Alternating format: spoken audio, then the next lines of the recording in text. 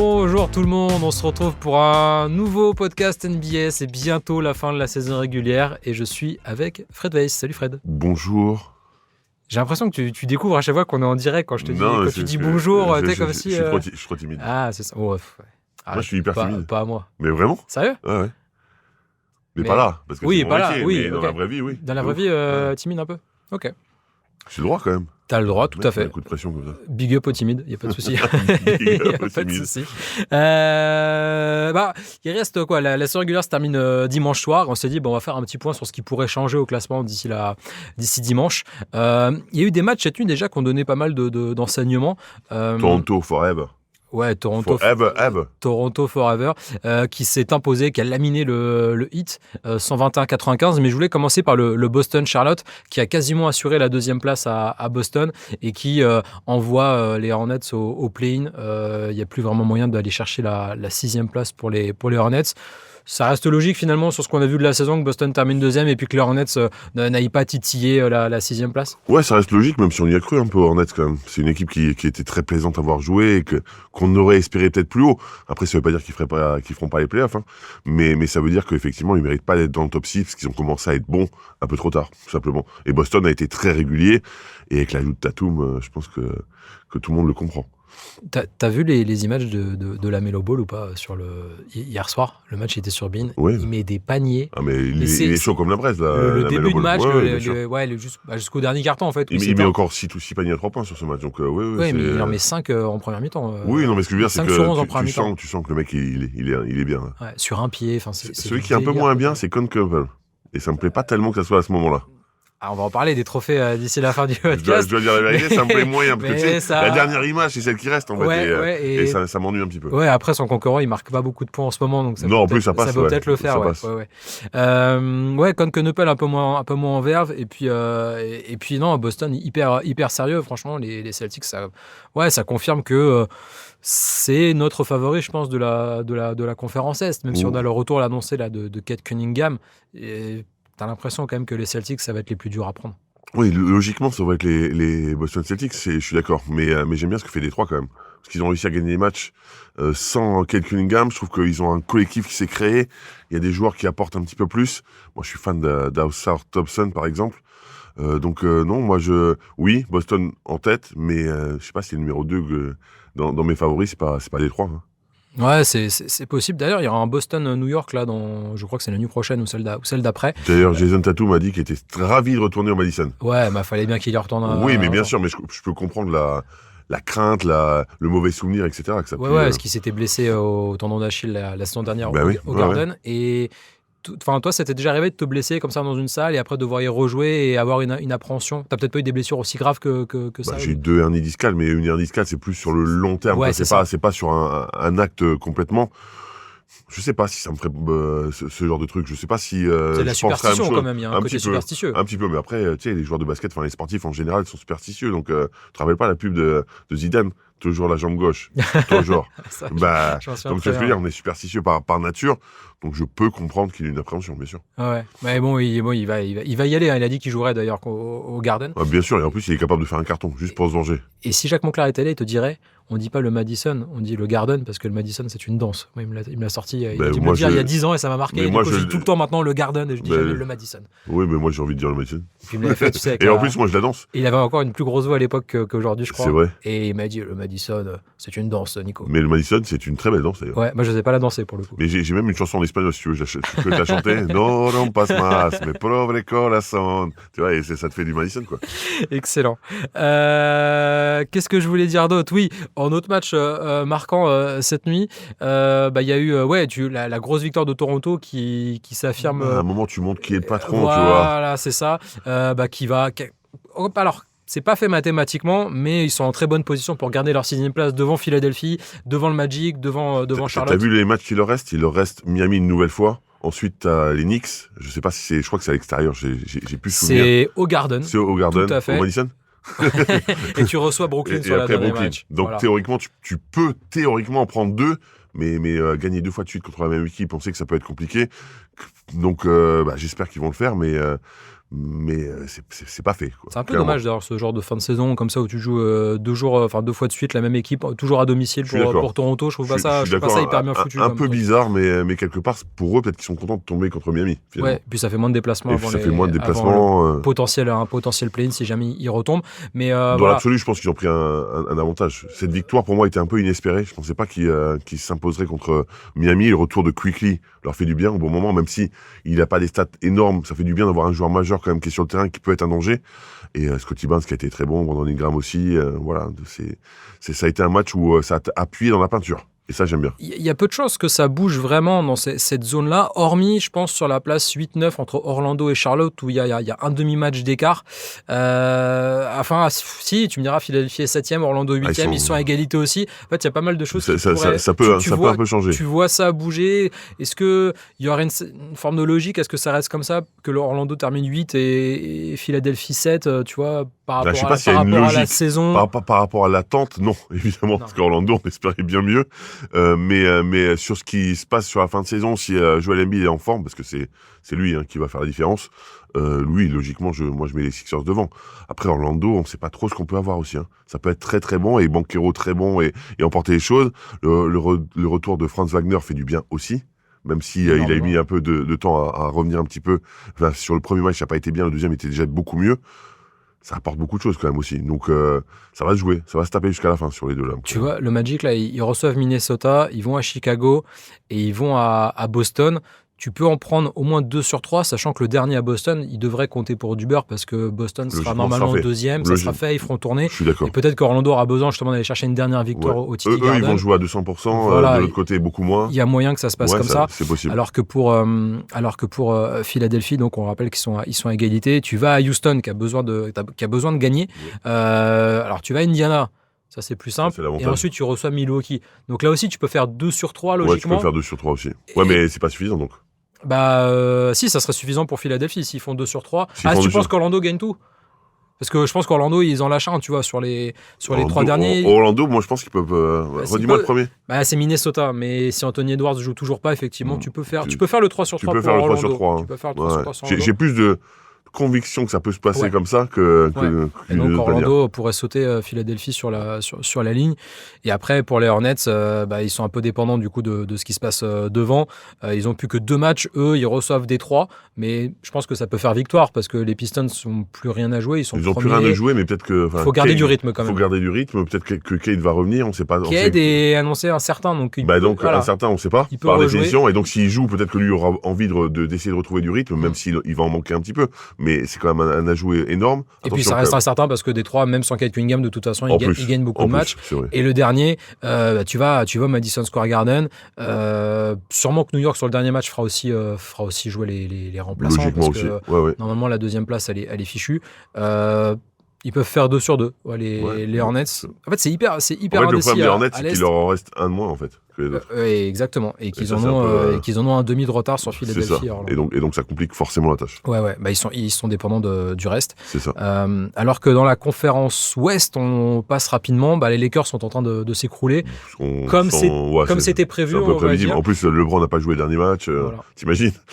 Et DeAndre Ayton devient ta première option. Et le mec est catastrophique. Il fait 3 points, je crois. 3 points, 3 rebonds, DeAndre. Magnifique. Ayton. Voilà, le leader attendu quand les stars ne sont pas là. Tu vois, c'est important de step up quand les stars sont pas là. Merci d'aider. Denver 3e, je pense que c'est fait. Sachant que les Lakers avaient le tiebreaker en plus comme sur Denver et Houston, donc c'est quand même terrible pour les Lakers. Mais c'est terrible quoi qu'il arrive, évidemment que c'est terrible. Ils sont à égalité avec Houston qui pourrait leur passer devant. Le calendrier des Lakers il est compliqué de toute façon vu les blessures, il est forcément compliqué. Tu vas à Golden State, tu reçois Phoenix et tu reçois le Jazz, et puis t'es les Lakers en plus, tu vois, gagner les Lakers c'est toujours un peu plus flamboyant que de gagner contre Milwaukee ou tu vois. Donc t'as une cible dans le dos en plus, tu te dis ils sont diminués, on peut les battre. Attention quand même, tu vois. L'avantage c'est que les 3 équipes que joue Los Angeles là n'ont plus grand chose à jouer. C'est-à-dire que les Warriors vont terminer 10e. Justement, victoire de prestige, tu vois. Ouais. C'est pour ça. Phoenix, tu sais pas les Lakers, c'est différent. Là, les Lakers, c'est toujours une victoire de prestige. Il va falloir que LeBron fasse Mec, joue déjà et puis fasse des grands matchs, je pense. Et puis qu'il soit aidé par DeAndre Ayton, Hachimura et Vanderbilt aussi, parce que. Et Vanderbilt qui s'embrouille avec JJ Redick, ça paraît, c'est des images en fin de saison ça t'a choqué, qui sentent pas bon. Réellement, ça t'a choqué? Non, ça m'a pas choqué parce que JJ Redick. C'est pas non plus ultra agressif, tu vois. Non, et puis JJ Redick, il est coutumier du fait. Enfin, ça lui arrive des fois de se prendre la tête avec ses joueurs. Il est même lui le dit en conférence de presse. Il peut être un peu abrupt, voilà, dans ses réactions. Faut pas y prêter attention. En plus, c'est un coach, il est sanguin. Tu sais, un coach qui est un ancien joueur, il a ce truc de tu peux rentrer dans le mec et le lendemain on oublie, quoi, en fait. Ouais, parce que lui-même a connu ça. Bien sûr. Sauf quand il s'embrouillait avec Doc Rivers. Le lendemain, il y pensait encore, JJ Redick, je crois. Il y a des mecs avec qui tu t'embrouilles, c'est plus dur. Voilà, c'est ça. Les Rockets, donc à égalité avec Los Angeles. Pour les Rockets, il reste aussi 3 matchs. Tu reçois Philadelphie, tu reçois Minnesota, tu reçois les Grizzlies. Je pense que pour Houston, il faut au moins faire 2 sur 3 pour passer devant les Lakers, mais sûrement 3 sur 3. Ouais, il faut faire. De toute façon, pour te lancer pour les playoffs, il faut faire 3 sur 3. Ils sont sur une bonne dynamique, même si le match contre les Suns a été un peu compliqué, surtout au début de match. Après, ils sont quand même revenus dans le match aussi. Et les Suns, c'est pas une si mauvaise équipe que ça. Donc il faut qu'ils gagnent, bien sûr. Donc allez, on se mouille, on voit Denver rester 3 et Houston passer devant les Lakers. On se mouille pas beaucoup, hein. Ouais, on se met pas quoi. Non, mais tu sais jamais. Si les Rockets en gagnent que 2 sur 3 et les Lakers aussi, et Los Angeles reste devant et garde l'avantage du terrain pour ce premier tour face à Houston. Oui, quoi qu'il arrive, ils vont s'effondrer pour toi. Ouais, ils vont perdre. J'aimerais bien qu'ils en gagnent 2 sur 3 au moins. Ah, mais moi aussi, mais ce que je veux dire, quoi qu'il arrive, si c'est Houston Lakers, vu comment ils sont handicapés, les Lakers, ça va être compliqué quand même. Oui, le premier tour sera forcément difficile, mais ça reste la meilleure équipe à jouer. Moi, je maintiens à dire pour les Lakers de jouer Houston. Ouais, à cause du banc qui est très faible. Ouais, et puis offensivement, c'est pas une bonne équipe. Les Rockets. Ouais, mais beaucoup de rebonds offensifs. Non, mais ça sera pas. Non, mais ça peut faire. Ça peut faire aussi 4 ans pour Houston. On parle souvent des longueurs de bras que peuvent avoir Houston. Houston a quand même défensivement des trucs à proposer. Ouais, mais ce que je veux dire, c'est que les Lakers ont une très mauvaise défense et que en face, si tu as une mauvaise attaque, ça peut un peu plus leur convenir, tu vois. C'est vrai que le ballon circule pas super bien, mais en même temps, les Şengün peut très bien jouer. DeAndre Ayton, arrêter Şengün, j'ai du mal à y croire. Mais le spacing encore de Houston, là, je voyais le match cette nuit contre Phoenix. Il y a des trucs toujours. Ah non, ça c'est compliqué. C'est pas possible. Mais moi, après, ils sont présents au rebond offensif, du verre. En même temps, c'est pour ça aussi. Parce qu'ils savent qu'ils balancent, ils sont obligés d'y aller. Mais alors, des fois, il y a des possessions. Alors, Amen Thompson, il a pas de shoot, mais des fois, t'as envie de leur dire, les gars, écartez-vous un tout petit peu quand même pour faire un peu de place, parce que là, c'est trop serré. L'équipe peut pas le faire, je crois. Cette équipe peut pas le faire. Ouais, ou veut pas, ou alors c'est les consignes de Ime Udoka, mais après, on va dire que je tape trop sur Houston. Il y a eu des réactions là sur la dernière vidéo qu'on a fait. Vous savez, les D-Tech, où je disais Kevin Durant à Houston, c'est un échec, d'accord ou pas d'accord. Je précise que j'étais pas d'accord avec toutes les affirmations que je donnais. Je lançais un débat en fait. Je suis pas d'accord avec tout ce que j'ai. Tu m'as dit que tu détestais Houston, je comprends pas. Pourquoi tu veux changer? En plus, tu vois, si tu me dis le plus beau maillot de NBA, c'est celui des Rockets. Le vintage là, le rouge, tu vois ou pas? Ouais, je vois très bien. Il est exceptionnel. Quand il y a avec le cosmonaute qui est sur le terrain. C'est pas celui que je préfère. J'ai déjà dit lequel je préfère. Minnesota violet. Oui, mais je sais, Purple Rain et tout. Oui, je sais. Tu connais Purple Rain quand même. Comme t'es un peu jeune, tu vois qui est Prince. Je vois qui est Prince, tout à fait. Et j'adore Amen Thompson d'ailleurs, c'est un de mes joueurs préférés actuellement dans la ligue. Al-Sar et Amen, les deux me plaisent beaucoup. Mais Amen, je pense à un plafond. Ah oui, meilleur. Un plafond meilleur, mais défensivement, tu vois. Je sais pas. Comme il y en a un qui fait un peu moins en attaque, il peut encore plus se donner en défense. C'est possible. Et ça devient. Je crois qu'Al-Sar est meilleur défenseur encore. Ouais, et Amen, il a concassé Devin Booker sur la fin de match. Enfin, il a disparu le Book sur la deuxième partie du match. Ça m'a fait mal au cœur. Un des deux se met sur toi là. C'était mes joueurs préférés. Enfin, vraiment Booker, moi je suis fan et face à Thompson. Thompson physiquement, c'est un monstre. Et Booker, il aime pas quand tu le rentres dedans. Non. Il aime pas. Et pourtant, il est solide, Booker. Booker est beaucoup plus solide qu'il en a. Il est solide, mais il se frustre rapidement quand tu lui mets des coups, en fait, Booker. Et tu le fais sortir facilement du match. Enfin, c'est souvent la technique pour le faire sortir du match. C'est ce que tu ferais, toi? Tu donnerais des coups? Je pense qu'il m'en mettrait plus que je le donnerais. Il est costaud. Sur Booker, j'aurais du mal. Je serais pas un problème, je pense, pour Devin Booker. Minnesota, 6e. Pareil, c'est quasiment acté. Ils peuvent pas revenir sur Houston et Phoenix ne peut plus revenir désormais sur Minnesota. 3 matchs d'écart entre Houston et Minnesota. Je suis déçu. Je suis vraiment déçu. Par les Wolves? Parce que je pensais qu'ils allaient step up sur la fin, je pensais qu'ils allaient montrer ce qu'ils étaient capables de faire. Alors oui, on va me dire qu'Anthony Edwards n'était pas là, que Jen McDaniels non plus. Et effectivement, McDaniels, c'est vraiment un joueur incroyable et il a porté le vent. Les deux meilleurs joueurs de l'équipe quasiment qui sont pas là, quoi. Enfin, je suis d'accord, mais même quand Anthony Edwards était là, en fait, j'arrive pas à y croire. J'arrive plus à y croire. Alors que la dernière fois qu'on en a parlé, je te disais, moi, une des équipes qui peut embêter OKC, c'est peut-être Minnesota. à l'instant T, je te dirais plus la même chose. Alors que peu de choses ont changé. Hein. Mais non, justement, c'est la même recette, mais ça fonctionne plus parce que ça fait 3 ans que c'est la même chose et au bout d'un moment, tu surprends moins les gens. Quoi. Exactement. Je suis complètement d'accord. Et puis, t'as atteint pour une fois, on est d'accord. Ouais. T'as atteint un plein fond en fait quand t'es Minnesota. Tu joues 2 finales de conférence. Je crois que tu peux pas faire mieux. Tu feras pas mieux. T'as perdu Alexander Walker. Et tu t'es affaibli. Et moi, je reste persuadé qu'entre Alexander Walker et Naz Reid, moi, j'aurais gardé Alexander Walker. Et je le disais avant qu'il parte à Atlanta. Mais ça aurait été plus logique parce que t'as déjà 2 mecs qui peuvent jouer à l'intérieur. Pourquoi avoir un 3e alors que Alexander Walker peut t'apporter cette option offensive que t'as pas trop. Avoir un genre du talent de Naz Reid et le laisser sur le banc parce que t'as le duo Gobert-Randle qui est indéboulonnable, c'est dommage en fait. Après, ils ont récupéré De Songbou, qui est plutôt un très bon joueur quand même. Aussi, c'est un bon coup. Lui, c'est un bon coup. C'est un bon coup, mais enfin, on parle pas du même. Non, évidemment. Même joueur, mais c'est quand même un bon coup. Mais t'as colmaté une petite brèche, t'as essayé. On verra Bones si ça marche. En fait, Bones Island, c'est moi, j'aime beaucoup. Jacques, je crois qu'il l'aime pas trop. Non, pas trop. Mais moi, je l'aime beaucoup parce que je sais que c'est un pétard ambulant. C'est un gadget, quoi. Tu le fais rentrer, il peut te mettre le feu en très peu de temps. Ouais. Il peut aussi mettre le feu tout de l'autre côté, à ta propre maison. Ouais, c'est ça. Oui, bien sûr. C'est un pompier pyromane, ça s'appelle ça. Tout à fait. Et puis pour le reste, donc pour le play-in, Phoenix toujours, donc 7e. Les Clippers devraient pas passer devant les Suns. Et puis ensuite, t'as Portland. Juste derrière les Clippers, qui peut aller faire le ça coup. Ça challenge jusqu'au bout. On regarde le calendrier là rapidement des Clippers. Alors, tu reçois le Thunder, tu vas à Portland. Et tu reçois les Warriors. Donc là, clairement, il faut faire le 3-3 pour les Clippers. L'avantage d'aller à Portland, c'est que tu peux, entre guillemets, la victoire compte double, comme on dirait dans un autre sport de ballon. Ouais, c'est un sport important. Hein. C'est un sport. C'est un match important. C'est un match très important. C'est un match super important. Ouais, tout à fait.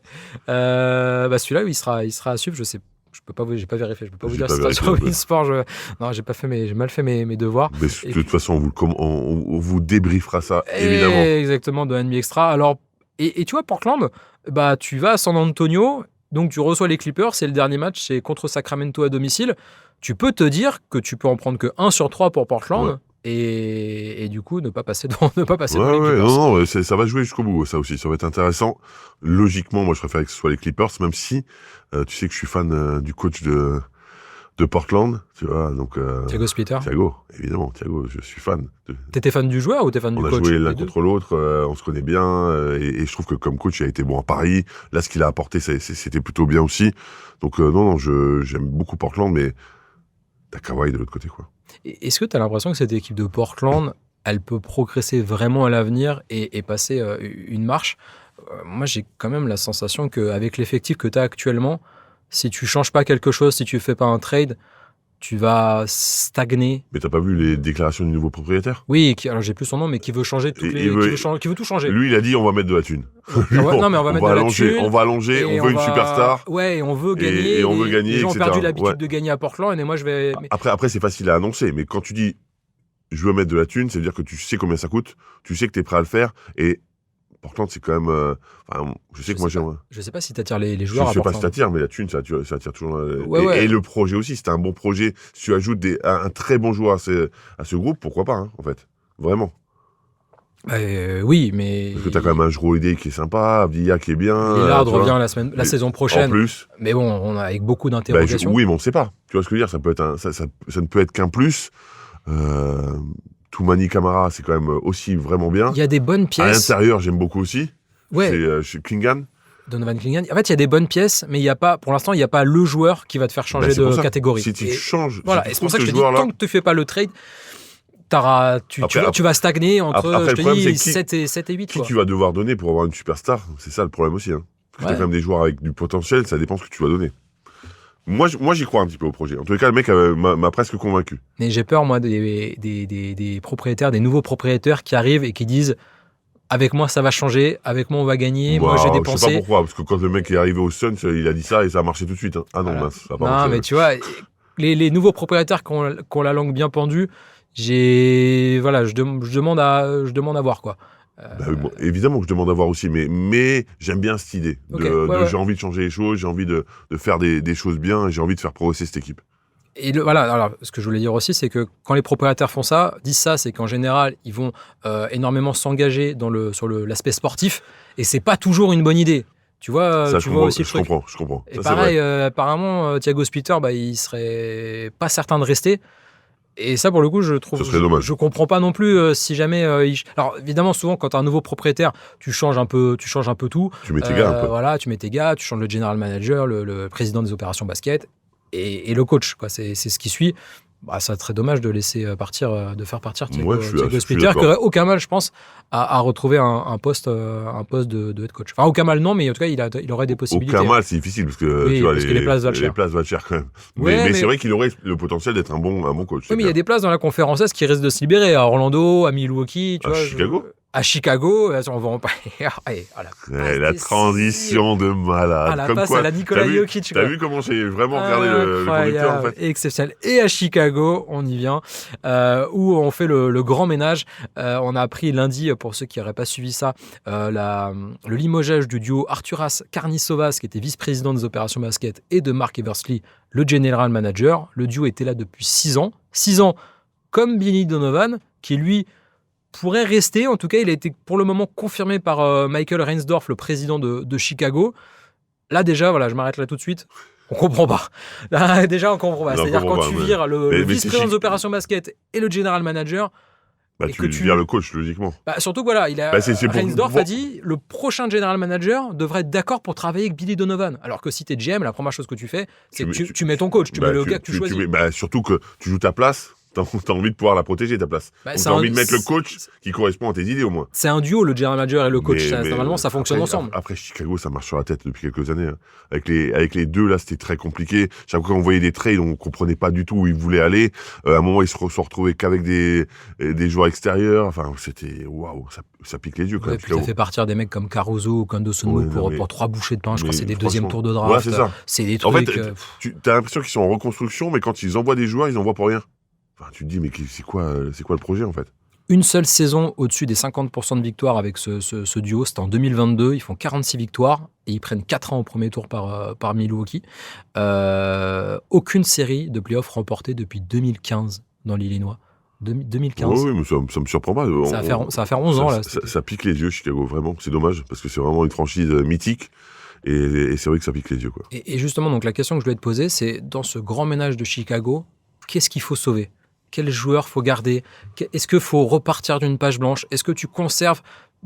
tu regardes le roster de Chicago, à part Josh Giddey et Matas Buzelis, je me dis que... Alors, Noah Essangué, moi je le garde parce qu'il a 19 ans. Alors, Noah Essangué, qui est un projet à long terme. Qui est un projet, il a quasiment pas joué cette année, donc t'as vraiment du mal à juger ce qu'il vaut vraiment, mais ils l'ont drafté très haut. Moi je tente, moi, quand même. Tu tentes, mais les deux que t'as cités, pour moi, t'es obligé de les garder. Et Gershon, je sais pas si t'es obligé de le garder. Moi, en tant que Français, je rêve qu'il reste là-bas, bien sûr. Mais si tu mets tout à plat, je sais pas si tu gardes Gershon.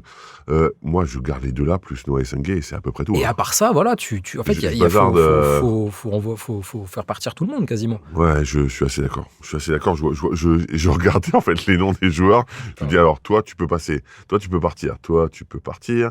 Toi, on va le faire, le roster des Bulls ensemble. Il est assez effrayant, en vérité. Et le fait d'être, entre guillemets, aussi bien classé dans la conférence Est, avec cet effectif, c'est là que tu te dis, cette année, on a été trop loin, en fait, dans le tanking. Oui. Tu vois, c'est ça. Donc, t'as Buzelis, t'as Zach Collins. Zach Collins, je le vire, parce qu'en plus, il est extra cher. Cher, et même surtout, je vais utiliser l'expression de jeune, mais il est finito, quoi. Zach Collins, il est finito. Mais t'es jeune encore, toi. Non, mais Zach Collins, non, mais Zach Collins, tu peux pas le garder. Tu vois, déjà à Portland, à l'époque, je n'aimais pas son profil. Mais question, qui veut le garder ? Qui veut le prendre ? Pas grand monde. Donc, est-ce qu'il y a encore un contrat ? Je sais pas trop, mais... T'as Rob Dillingham qu'ils ont récupéré. Tu dégages ça. Ah oui, puis on n'a pas parlé aussi du cas de Jaden Ivey, c'est pour ça. Apparemment, ça a accéléré. Ça a accéléré le départ de... Après, je les ai pas trouvés très bons. Alors oui, son discours, il est horrible, etc. Sauf que le mec dit qu'il est en dépression. Donc, tu vois, ce côté, le mec est pas bien, il dit... Alors oui, il dit des horreurs, mais de l'autre côté, il est en dépression.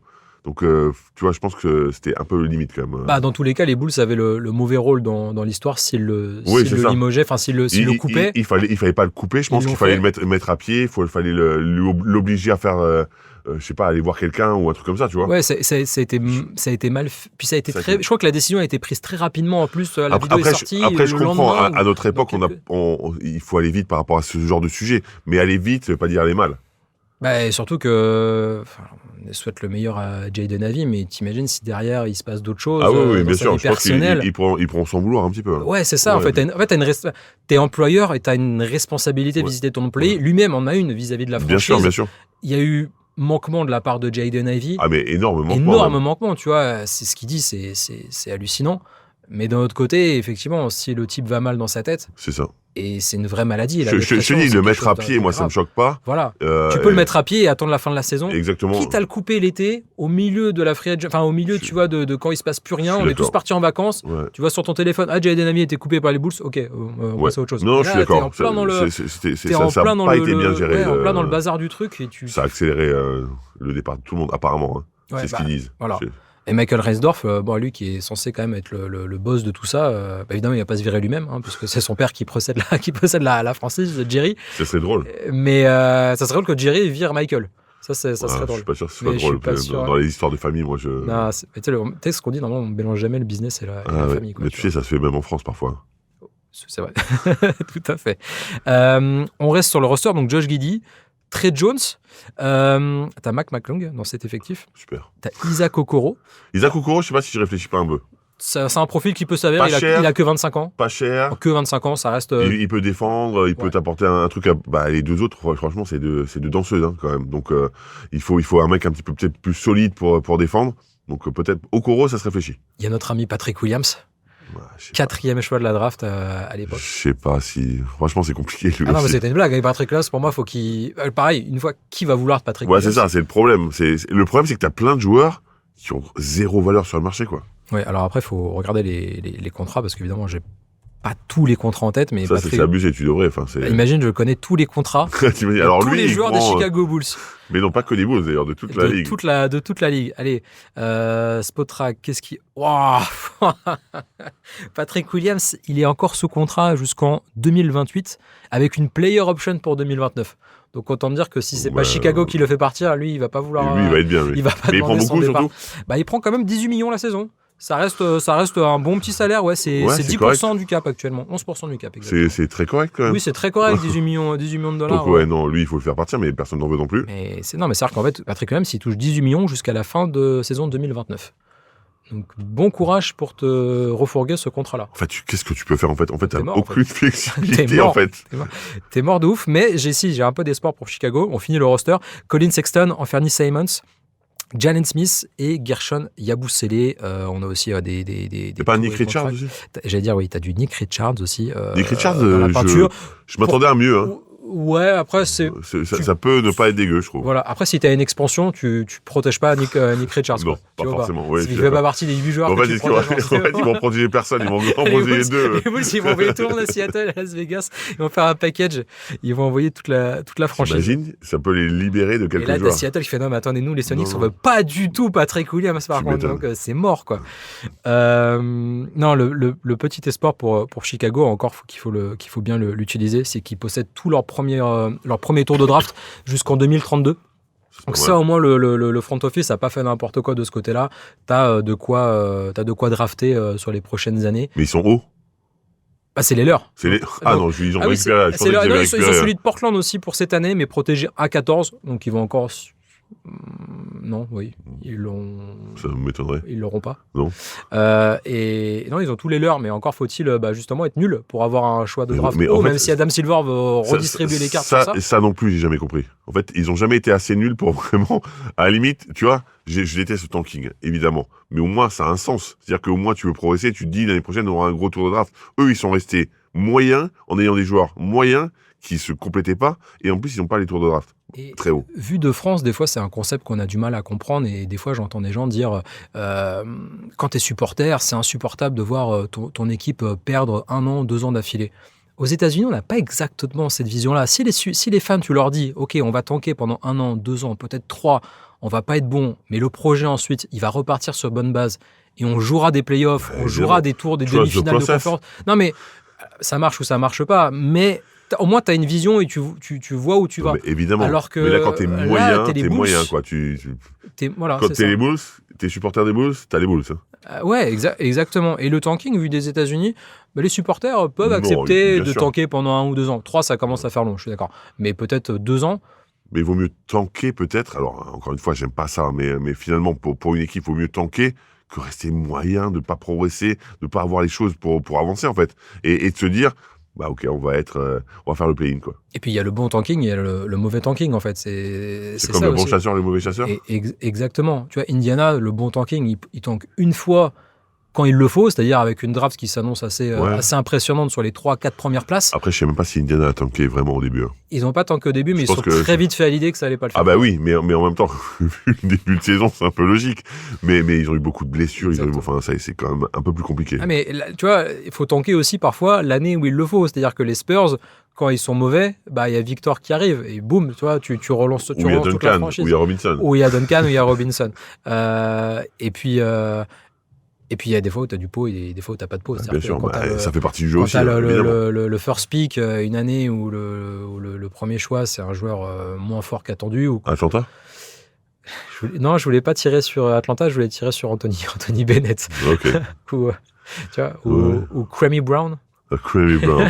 Parce que d'abord, c'est pas Cramy Brown, c'est Cramy Brown. On m'a dit ça aussi après la tier list qu'on a fait. Okay. Donc ouais, il y a du bon tanking, mauvais tanking. Est-ce qu'on peut quand même être un tout petit peu optimiste pour les Bulls d'après toi, ou va falloir quand même avoir une vision sur le très long terme? Alors sur le très long terme, je sais pas, ça peut aller très vite en NBA. T'as un bon tour de draft, t'as un peu de chance, etc. Ça peut aller, mais dans l'absolu, pas tout de suite. Ouais. Sur le au moins moyen terme, parce qu'avant il se passera rien. Ça sera encore une fois une équipe mid. Je vois pas comment ça pourrait d'un seul coup être merveilleux.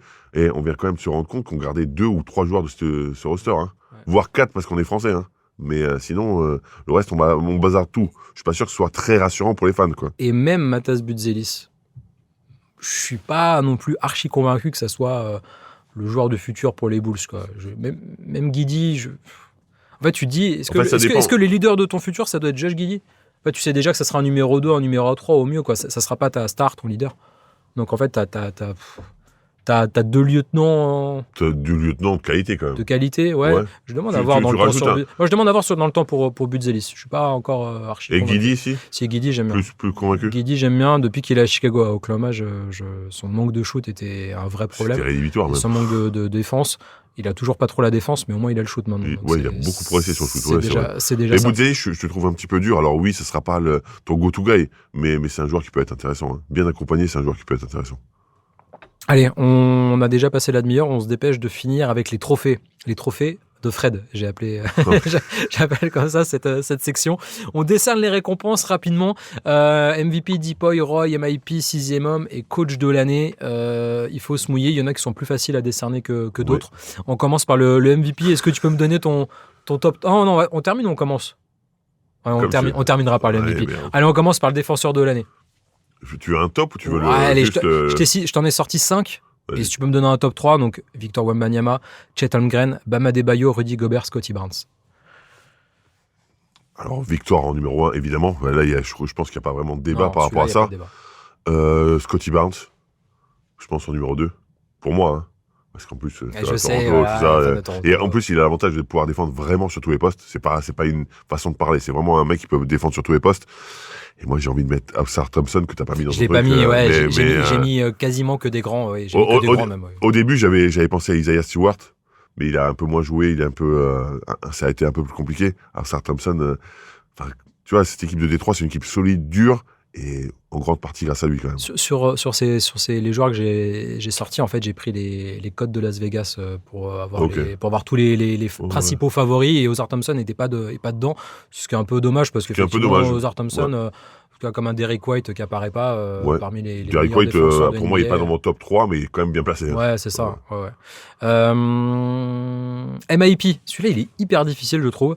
Nickel Alexander-Walker, Jalen Duren, Denis Avdija, Jalen Johnson et Ryan Rollins. Je pense que mon numéro 1, c'est Jalen Duren. parce qu'il est passé d'un gros bourrin qui prenait des rebonds et qui défendait à quelqu'un qui est fiable offensivement, qui met des points.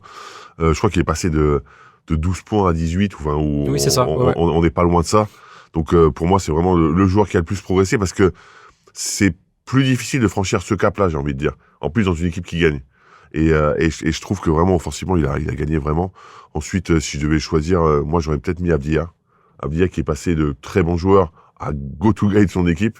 Donc impressionnant. Et c'était qui encore moi, j'avais Alexander Walker, Jalen Johnson et Ryan Rollins. Jalen Johnson. Alors pas parce que je trouve Jalen Johnson, je suis pas sûr qu'il ait énormément progressé, mais il a été plus constant. Et il l'a fait sur une année en fait. En fait, il était capable de le faire. On l'avait vu sur des moments, tu vois, où vraiment là il est très bon et puis il joue pas, etc.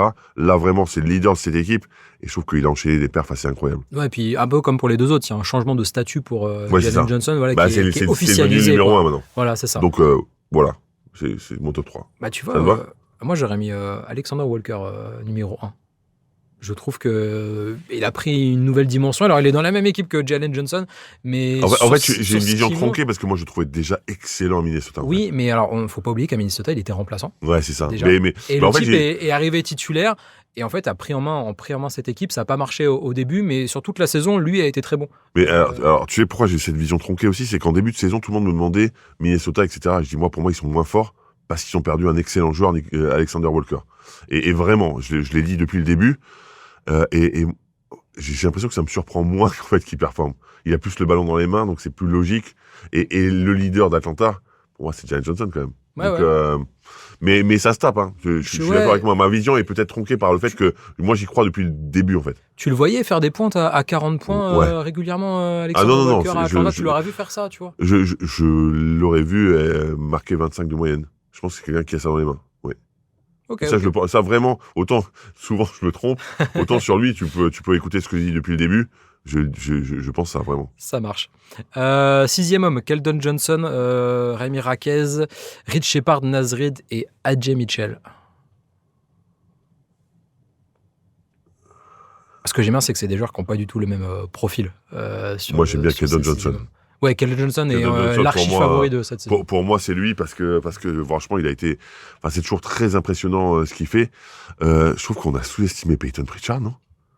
Peyton Pritchard, quand il sort du banc. Oui, j'ai pas mis Peyton Pritchard, oui, qui est... Pour moi, je crois que Peyton Pritchard a joué trop de matchs titulaires pour être éligible. C'est pour ça qu'il est pas dedans. C'est fort possible, mais réellement, tu me demandes mon top à moi, donc je m'en fous du nombre de matchs où il était titulaire, Peyton Pritchard. Qui j'aime bien, AJ Mitchell. AJ Mitchell, il a pris une ampleur, lui. Lui, pour moi, c'est un des joueurs qui a le plus progressé aussi. Hein. Oui, il fait partie des MIP. Parce que vraiment, c'est incroyable ce qu'il a proposé. Vraiment, je ne m'attendais pas du tout à ce qu'il soit à ce niveau. Et derrière, il s'était blessé rapidement. Il est parti de quasiment rien, en fait, AJ Mitchell. Il jouait pas trop mal quand il a joué, puis finalement, il s'est arrêté assez longtemps pour une blessure. Et en fait, cette année, je l'ai trouvé incroyable. Donc, AJ Mitchell, mon 3e. Ouais. Et puis dans une équipe qui gagne, et intégrer une rotation qui n'était pas simple à bousculer, en fait, surtout chez un champion en titre, en général, c'est pas toujours simple de faire changer d'avis le coach. Et lui, il a tout rebattu. Et sans avoir un shoot à 3 points super fiable. Non. Avec cette capacité d'aller pénétrer, à jouer le contact physiquement, franchement, très bon joueur. Coach de l'année, JB Bickerstaff, Joe Mazzulla, Mitch Johnson, Charles Lee. J'ai mis Quinn Snyder aussi. Pour la fin de saison des Hawks et Jordan Hott. Ok. Mitch Johnson. Mitch Johnson, ton numéro 1 numéro 1. Ok. Tu t'attendais à ce qu'ils fassent une saison comme ça, les Spurs Non, pas du tout. Non, c'est un très bon candidat, Mitch Johnson, qui, je pense, aura moins de voix ou gagnera pas parce qu'on va considérer que dans son effectif, tu as un tel extraterrestre que tu vois, c'est pas que grâce à lui que Santonio est aussi bon. C'est ce que vont dire les votants. Et c'est pas que grâce à lui, et je suis complètement d'accord, mais c'est aussi grâce à lui, parce que quand Victor était pas là, ils ont quand même gagné. Quand Victor sort au bout de 16 minutes au dernier match, son équipe gagne quand même. À un moment, il faut quand même se dire que ce mec est un apôtre du grand Popovich, mais que personne s'attendait à rien de lui, en fait. Et je trouve que ce qu'il a fait cette saison, c'est magnifique. Ensuite, Bickerstaff. Parce que Détroit, c'était mort il y a pas si longtemps et ça joue au basket, c'est assez incroyable et un peu la mort dans l'âme parce que pour moi il est quasiment premier. Mazzulla, en fait ça se tape les trois. C'est extrêmement compliqué parce que non mais vraiment les trois là pour moi c'est extrêmement compliqué. Mazzulla fait une saison incroyable, tout le monde pensait que ça serait mort, il a réussi à faire des choses. Alors oui, lui aussi, il est un joueur incroyable, celui-là par là. Jaylen Brown, il a fait une saison de MVP. Mais les trois là, c'est super difficile. Je mettrais Mick Johnson parce que je m'attendais vraiment pas à ce que les Spurs soient à ce niveau-là aussi rapidement. Là où moi je donne peut-être un avantage à Mazzulla, c'est que le gap entre ce qu'on attendait des Celtics et ce qu'ils ont réalisé est peut-être le plus important. Tu vois, tu crois que San Antonio c'est... c'est limite, mais je dirais qu'il y a encore plus d'écart pour Boston que ce qu'on voyait pour San Antonio. Franchement, ça se joue un peu. Hein. Mais ouais, je suis d'accord que ça se joue un peu. Parce que tu t'attendais quoi? Est-ce qu'ils fassent les play-in Boston? Mieux non, moi je les voyais 7-8, 6-7, entre 6 et 8. Ouais. Donc, mais à peu près dans les autres San Antonio. San Antonio, tu disais, s'ils sont en play-off direct, c'est bien. Ouais, c'était l'objectif pour moi, c'était 6. Ouais. Donc on est pareil, on est à peu près pareil. Non, mais c'est le fait d'avoir fait partir autant de joueurs en fait à Boston. Oui, mais t'as gardé quand même une ossature. T'as gardé White, t'as gardé Jaylen Brown et t'as gardé Pritchard. C'est quand même hyper important. Hein. Tu vois ce que je veux dire? T'as quand même cette ossature qui a gagné, qui connaît le chemin. T'as qui du côté de San Antonio? Qui connaissent le chemin vraiment? Bah, pas grand monde. D'Aaron Fox à la limite, mais il est pas champion NBA, tu vois. Ouais. Donc pour moi, il y a encore plus de... Et puis, succéder à Popovic. À un moment, ça aussi, ça met une pression incroyable. Donc je le mettrai devant, mais d'une courte tête, parce que les deux autres font aussi des choses incroyables. Alors, il nous reste rookie de l'année avec Knuppel et Cooper Flag. Je cite les autres, mais bon, ça joue pas évidemment dans la même catégorie. VJ Edgecombe, Dylan Harper, Ace Bailey et Maxime Reno qu'on est obligé de citer, même si évidemment il va pas gagner le... Non, mais c'est dommage parce qu'il sera peut-être dans la first team, la first team des rookies quand même. J'espère. Ouais. Oui, j'espère vraiment parce que ce qu'il a fait, ça a été incroyable et cette relation qu'il a nouée avec Westbrook, je la trouve hyper impressionnante et hyper sympa. Donc moi, mon favori, c'est Knuppel parce qu'il est arrivé dans une équipe qui semblait catastrophique, etc. Et j'ai l'impression, encore une fois, c'est de l'extérieur, hein, qu'il a apporté cette sagesse, ce calme, cette tranquillité, cette envie de gagner que n'avait pas cette franchise. Et bouleverser une franchise à ce point, bah pour moi, c'est important. Alors oui, maintenant, sur la fin de saison, c'est difficile de soutenir ça, parce que quand tu mets 96 points en 2 matchs, j'avoue que c'est difficile. Mais là aussi, on parle de trucs serrés, là, c'est extrêmement serré aussi. Moi, c'est vraiment dans le côté... Il y en a un qui me semble moins doué que l'autre. Knuppel me semble moins doué que Cooper Flag. Et donc, si tu devais me demander qui fera une meilleure carrière, je miserais sur Cooper Flag, mais qui a fait la saison la plus significative dans le sens où son équipe, dont on n'attendait rien, a fait un truc bien, c'est Knuppel. Donc je choisis Knuppel. Et est-ce que dans le contexte de Dallas, avec le départ d'Anthony Davis et tout le bazar post-Nico Harrison, est-ce que le contexte de Dallas était vraiment plus facile que celui de Charlotte? Bah bien sûr. Ils n'avaient plus rien à gagner ni rien à perdre. Beaucoup moins de pression. Charlotte non plus. Bah si. Alors non, ils avaient rien. Sauf que eux, ils ont réussi à performer. Knuppel a réussi à rendre un contexte difficile facile. Ouais, et donc je trouve ça extrêmement difficile. Justement. Oui, donc c'est ça. En fait, c'est sur ça que ça joue. Sur le talent individuel, je me répète, pour moi, Cooper Flag est un meilleur joueur que Knuppel, en tout cas plus complet. Mais sur la saison, ce qu'il a apporté à cette équipe de Charlotte, pour moi, c'est incroyable. Et le dernier, le MVP, Shea, Wemby, Jokic. Alors j'enlève Luka, qui devrait pas atteindre la barre des 65. On va l'enlever, mais ça me fait de la peine. Oui, alors je sais pas, ils sont en train de négocier. Je sais pas si. Oui, alors ils sont en train de négocier. Parce qu'il est parti 2 jours pour la naissance de sa fille en Slovénie. Voilà. Ça pourrait pas. Honnêtement, c'est une exception. Hein. C'est une exception. Et puis donc tu as Jaylen Brown avec d'autres joueurs qu'on peut citer, Kawhi, Donovan Mitchell, Tyrese Maxey, Jalen Brunson ou Anthony Edwards, mais disons qu'il y a le top 4. Jaylen Brown, je trouve qu'il est un peu tout seul sur sa 5e place. Ouais. Et après, le reste, quoi. Alors, vraiment, Jaylen Brown 5, Luka Doncic 4. C'est dur, putain. Et je sais pas. En fait, mon cœur de Français et de celui qui aime le basket des deux côtés, c'est Victor. Tu vois ce que je veux dire, c'est assez logique. Ensuite, la logique voudrait le meilleur joueur de la meilleure équipe. Donc, le meilleur joueur de la meilleure équipe, c'est assez simple aussi, c'est Shea. Et ensuite, le vrai meilleur joueur de basket de tous, celui qui fait des statistiques jamais vues. C'est irréel. On va rappeler qu'il est meilleur rebondeur et meilleur passeur de la ligue. Celui qui fait des statistiques irréelles et qui, malgré toutes les absences de cette saison, quand même, il faut se rappeler que Aaron Gordon n'a pas été là pendant un bon moment. Christian Brown a été en difficulté aussi. Cam Johnson qui est arrivé en cours de saison. Hein. il est arrivé en début, mais lui, il s'est pas rendu compte qu'il était arrivé. Ouais, qui a été très mauvais sur le début. Ouais. Exactement. Donc il a vraiment eu du mal à rentrer dans le truc. Peyton Watson qui aurait pu faire un candidat au MIP avant de se blesser. Qui se blesse. En fait, ils ont quand même été pas épargnés par les blessures et malgré ça, ils vont certainement finir 3e. Moi, mon cœur de pivot se dit que jamais j'aurais été capable de faire autant de passes. Alors évidemment, pas marquer autant de points, ça c'est sûr, mais autant de passes, c'est certain. Donc j'ai envie de le mettre à Nikola Jokic. Ok, Nikola Jokic, ton MVP de la saison. Et moi, je trouve que ça se défend totalement. Si tu dois commencer là demain, tu dis on construit une équipe pour gagner les playoffs là tout de suite maintenant. Si c'est à l'instant T. Et t'as le first pick de tous les joueurs de la ligue, mais il faut gagner cette année, pas dans 2 ans, 3 ans. Moi, je prends Nikola Jokic aussi, en fait, tu vois. Ouais. Alors après, il faut construire ton équipe en fonction de lui, mais comme tu devras construire ton équipe en fonction de Shea et de Wemby.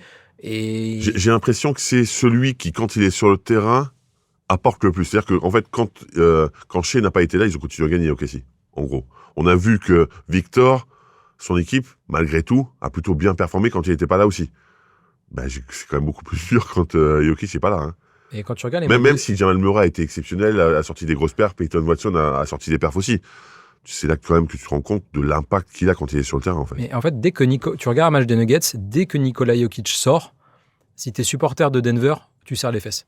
Et tu te dis, vite, faut que ce sale moment passe et que le Serbe revienne sur le terrain. Et pourtant, son remplaçant, c'est Valanciunas. Hein. Et c'est Valanciunas, qui est pas n'importe qui. Qui est pas un pivot dégueulasse, quoi. Non, c'est pas. Mais non, parce que c'est à quel point tu te dis, waouh.